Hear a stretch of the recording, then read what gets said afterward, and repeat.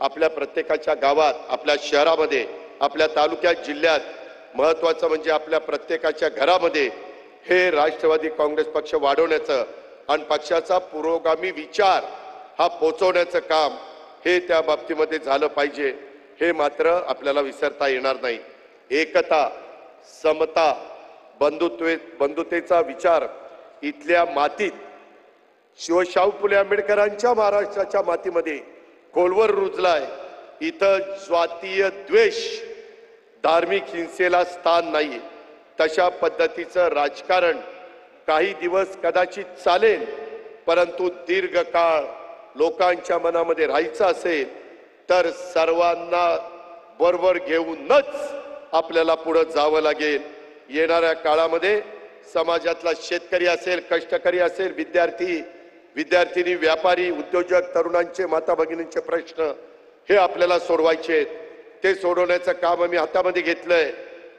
दलित, मागासवर्गीय, आदिवासी, ओबीसी, अल्पसंख्याक, वंचित, उपेक्षित बांधवांच्या कल्याणासाठी या समाज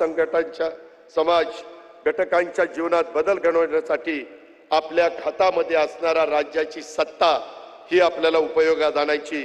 सुदैवाने माझ्याकडे अर्थ आणि नियोजन खात्याचं मंत्रिपद आहे, कृषी खातं माणिकरावांच्याकडे, वैद्यकीय शिक्षण प्रफुल्लभाईंच्याकडे, महिला बाल विकास आपल्या आदितीकडे, अन्न नागरी पुरवठा भुजबळ साहेबांच्याकडे, फूड अँड ड्रग्सचं आपल्या नरहरी झिरवाळकडे, अनेक महत्त्वाची खाती अनेक मान्यवरांच्याकडे, आणि त्याचा उपयोग समाजाच्या करता झाला पाहिजे।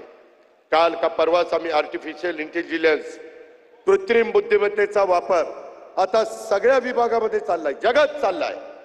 आता त्या रस्त्याने गेल्याशिवाय आपल्याला गत्यंतर नाही। शेतकऱ्यांना देखील आम्हाला त्या रस्त्याने घेऊन जायचंय। तशा पद्धतीनं मला वाटतं पुढच्याच कॅबिनेटमध्ये माणिकराव कोकाटेंना तो विषय आणायला सांगितलाय, त्याला आम्ही मान्यता देणार आहे। खरीप सुरू झालेलं आहे, तिथेही बियाणं खतं कमी पडणार नाही अशा प्रकारची व्यवस्था केली। आजच मुश्रीफ साहेबांनी युरिया आणि डीएपीचा मुद्दा मंत्रिमंडळामध्ये काढला। त्याबद्दल देखील युरिया प्रत्येक जिल्ह्यात आहे का, डीएपी माझ्या शेतकऱ्यांच्या करता आहे का, हे पण आम्ही त्या बाबतीमध्ये पाहतोय। नैसर्गिक